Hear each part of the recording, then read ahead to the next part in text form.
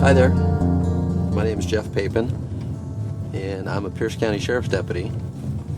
I've been with the Sheriff's Department for almost 25 years now. Started out working as a corrections officer in the jail. I was there for about 4 years, and it was great.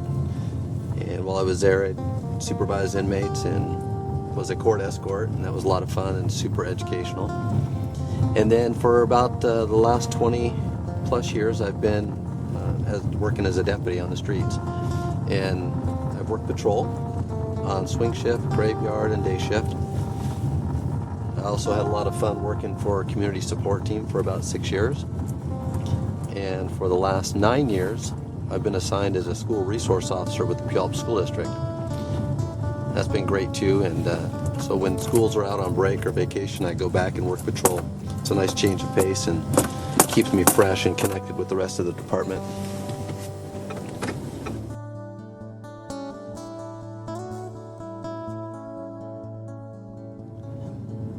The schools are really diverse. I work out of elementaries, junior highs, and high schools, and each day is a little different. It's never boring. We're always super busy. I can't think of the last time I started out my day when I had nothing to do and I could kind of dictate whatever I wanted to do. It's usually just responding constantly to the various, problems or situations that are happening with kids in schools. But, on any given day, I can be working with students, and it could be assaults, or it could be over drugs, alcohol, abuse situations in the home. Everything that we deal with on the streets, we deal with in the schools.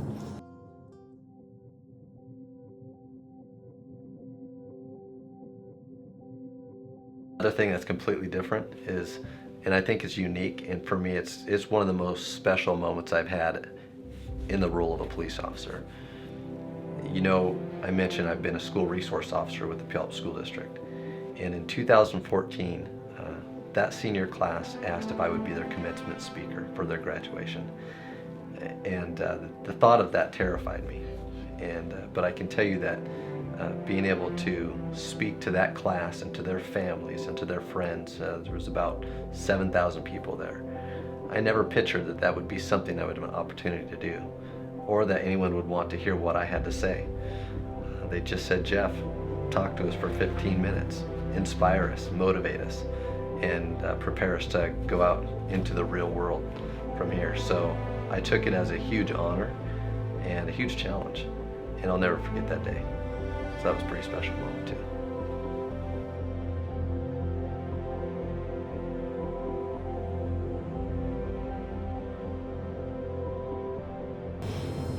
But work was never a dirty word growing up. It was something that we were raised to embrace and appreciate, and know that, if you're lucky enough to be healthy, and then you're lucky enough to have a life of working hard at something.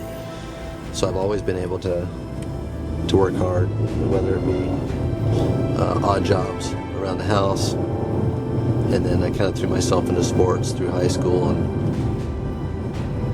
working hard at that. And now I work hard at being a husband and a dad and a deputy.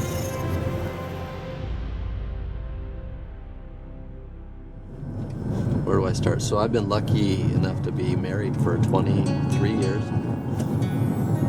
and I have 2 sons. One's in college, and one will be a senior in high school this year. And it's kind of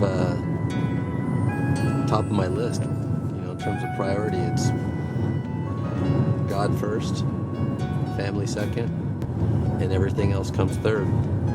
It just so happens that third is usually being a deputy and working as an SRO, because that's what I do with so much of my time.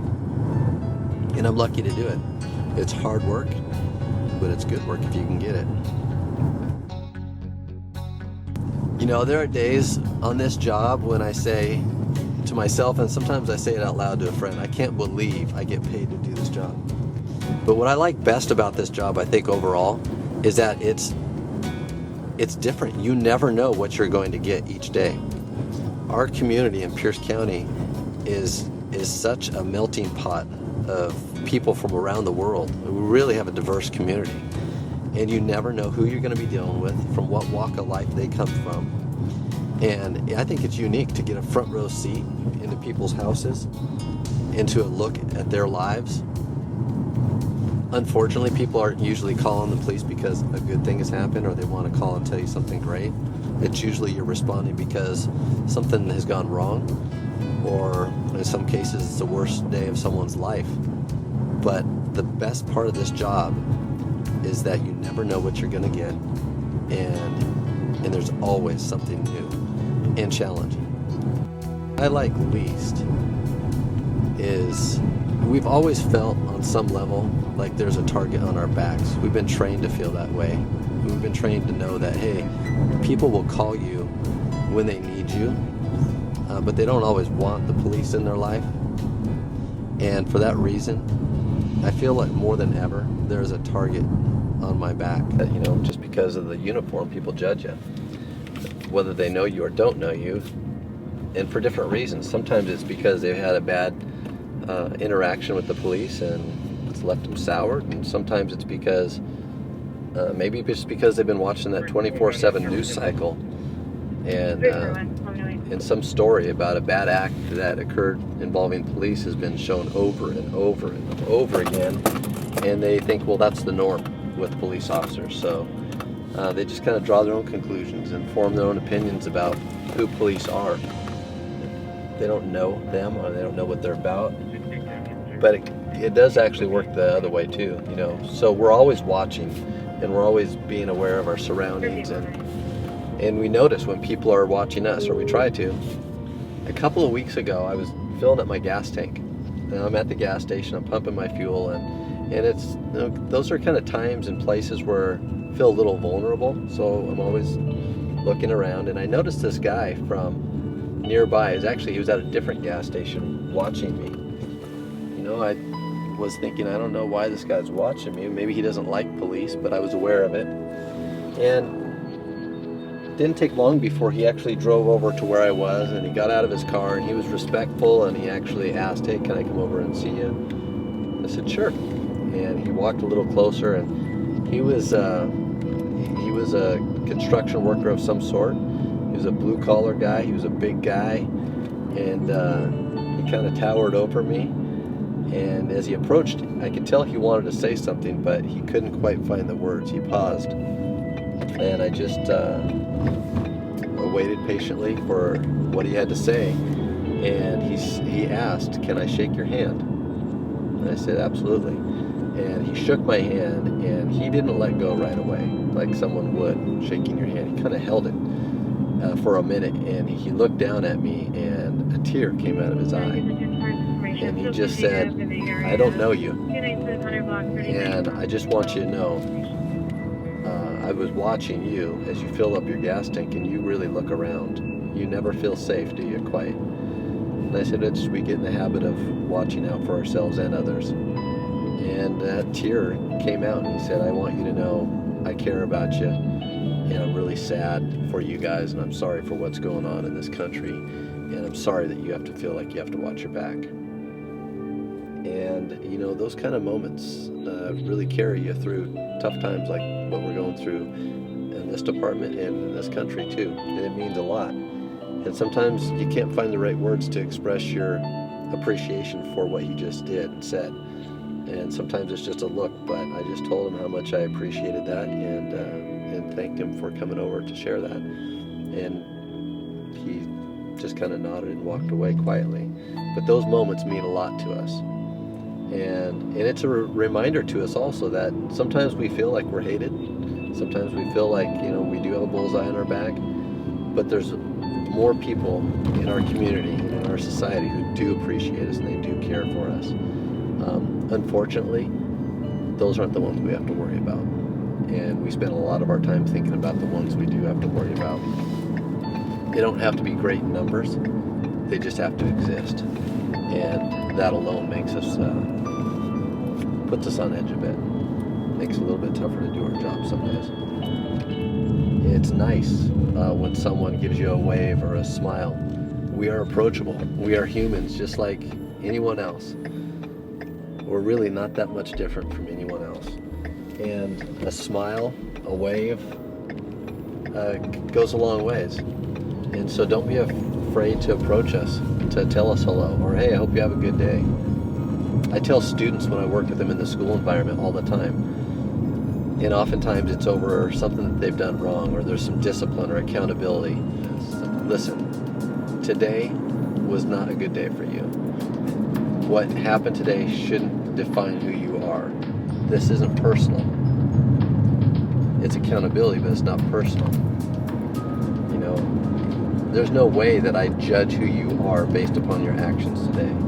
There's no way that I want the burden of carrying that with me even. It's too much.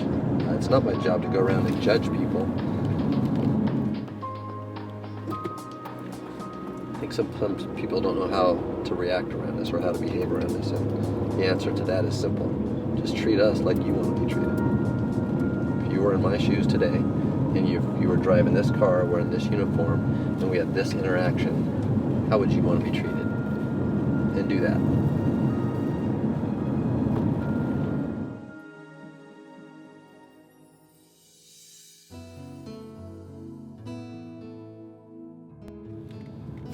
I love talking to people who are exploring the idea of becoming a police officer. I love having those conversations because they can be really long and in-depth, and you can cover so much ground and talk about so many things. But generally speaking, when someone tells me that, hey, I want to be a police officer, tell them if that's what you want to do, then pursue it. And don't stop pursuing it until that you accomplish that. And I felt discouraged at times too. And I even questioned, I wonder if this is what I'm supposed to do. But I really felt like that it was a calling for me. And I didn't give up. And I'm glad I didn't, because I really feel like, even on the worst days, I feel like this is where I'm meant to be. The second piece I would tell them is, as a young police officer, don't ever forget who you are today and the person you want to become tomorrow. Understand those things about yourself, and don't let the job of being a police officer take you off course, because it can if you're not careful. It'll take you in a completely different direction at times. Just remember the important things about who you are and who you want to be tomorrow and the next day, and stay on that path.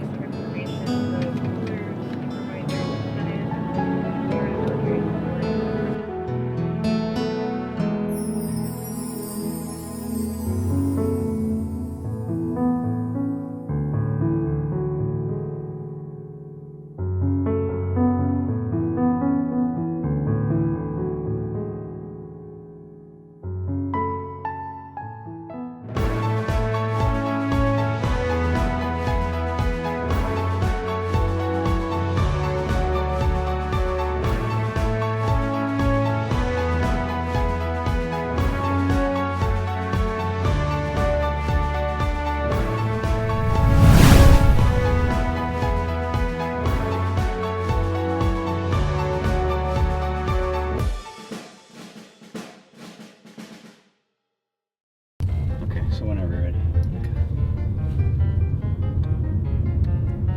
You looking at me again? You looking at me? Again?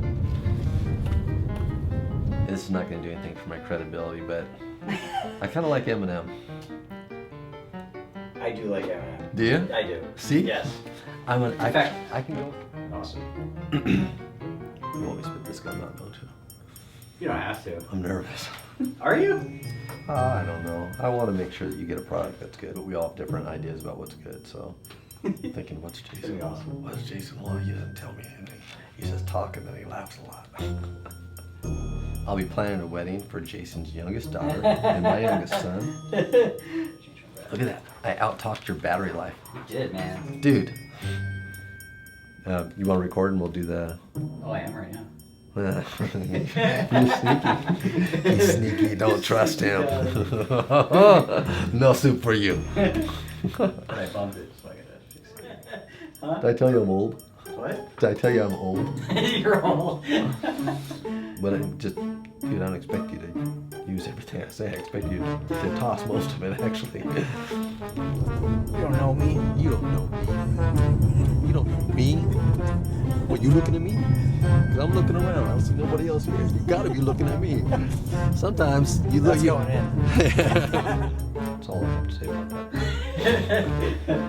Always.